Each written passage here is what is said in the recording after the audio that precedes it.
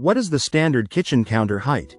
Dear friends, the standard kitchen counter height in most homes is around 36 inches or 3 feet from the floor.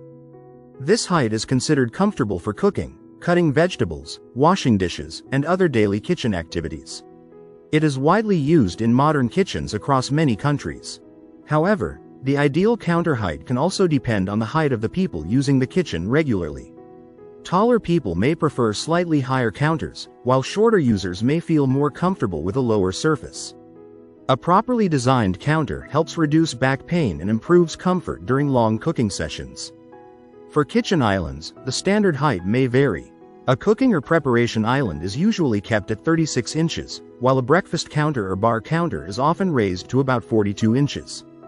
This creates a stylish look and allows comfortable seating with bar stools. Countertop thickness also affects the final height.